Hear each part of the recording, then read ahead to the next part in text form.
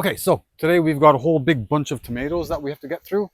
They're all Italian styled tomatoes, the plum tomatoes, and we are just going to be blanching them until their skins just barely start to peel or crack or split.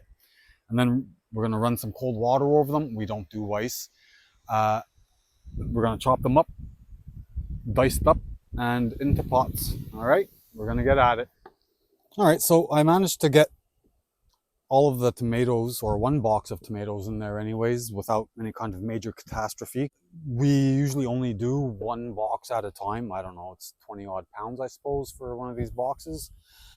All right, so we just have to let this thing get back up to a boil again, and then wait patiently until we see a few of the skins starting to split. All right, so I'll come back when we are there. Okay, so here see it's been a few minutes, and I can see that the skins are starting to split on them a little bit. Okay, and this is what we're looking for. This is what we want, but we want more. And this is speaking from experience. We want more than just one or two. Okay, because it could just be that that guy was somewhere near the bottom, or he was hogging a spot where it was extra warm. So we want more than just one or two. And on another note, I was standing a little too close on that side, facing the wind just before, and a big gust came along and shot the flames out at my legs. So I'm probably not going to have to shave my legs for the next couple of months, but not a practice I would recommend either. Anyways, we're gonna let these guys just cook a little bit more. Again, I can see there's another guy, and there's another one. They're starting to be a little more and a little more. I don't think we're going to do it too much more than this. Okay. And I think this is about where we're going to call it, because I can see some of them are going mushy. Okay, and so now this is the fun part. Kind of dangerous a little bit. I know I'm going to get criticism because I'm just dumping all of this water here and blah blah blah, whatever, but it doesn't change the running of anything. And quite frankly, if it kills the grass, well, it kills the grass. Okay, so here what we will do is just get some cold water in there real quick, just to bring the temperature down a little bit, because it was just boiling. Okay, and then we see if we can grab it a little easier this time. Yes, we can. And we dump gently without burning ourselves. All we're trying to do is get water out, not the tomatoes.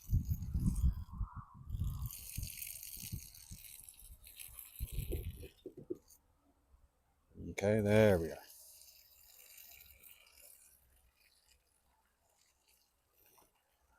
And as it gets cooler, I suppose there's better ways to do it, safer, easier ways, but what do I know?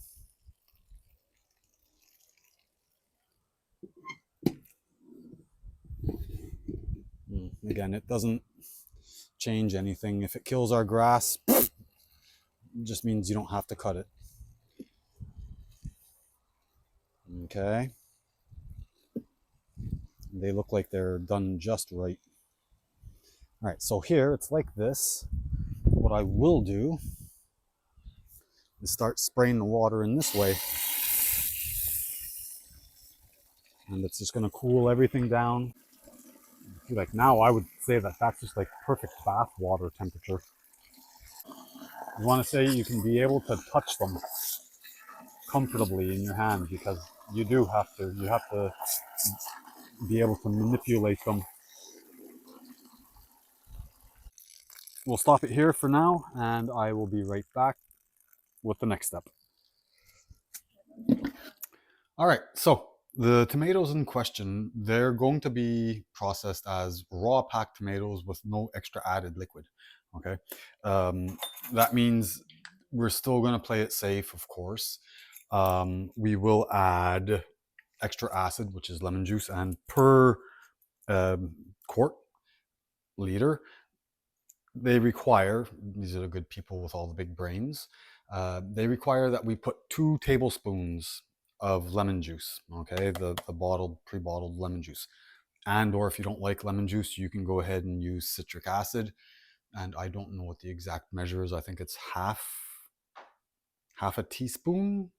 I don't know, per jar anyways. So we'll do this. Each one gets this much. 1, 2, and then after this, I just want to do this inside because it is kind of windy and stuff outside. And also, this is always better to do beforehand, because if you go ahead and try to put your lemon juice in after your tomatoes are in, you don't think it's a whole lot, 2 tablespoons, but it can take up an actual lot of volume. So we'll do it before. I know I've already got 1 in there, so we'll get an extra 1. And there's 2. All right. And then after this, we'll start packing all of our tomatoes. Okay. Again, we know that the acids, we know that the tomatoes are acidic anyways, but this is again just playing it safe. You don't want to be that guy or gal that winds up being on the news for killing your family or making them awfully sick and giving home canning, a bad reputation or a bad rap. All right. And again, it's better to err on the side of caution. Okay. And I think that will be that. And there's our 2. Okay, so next step, I'm going to bring all these jars outside. We prefer to do this outside because it does get awfully sloppy and juicy and messy. So the next step will be done outside. We're going to be peeling the tomatoes and chopping them up, coring them to a little bit and taking off any little bits and pieces that are not so good, and then filling up the jars. All right. We'll be right there. All right, so here we are. This is the fun part of all the action. We put, when we're outside particularly and we're doing this stuff, we do put the lids just on top of the jars to keep bugs or whatever from floating in and falling in. And now it's just this process of going into the center, into the core, getting that stem out, and peeling. And for the most part, the skin should fall off pretty quick and pretty easy. All right. Again, it doesn't have to be perfect, because they're getting all chopped up and thrown into jars anyways. We don't have to be picky about how we do it. Okay. Again, this is one of those things that we really do prefer to do outside because it is awfully messy. Okay. You can make your chunks and lumps just as big as you want. You'll see we brought these rags out too, just for that occasion, because it does get pretty messy. Now I can do it one way or the other. Peel them first or core it, doesn't matter. It's pretty more monotonous tedium, but again, it's a part of the fun.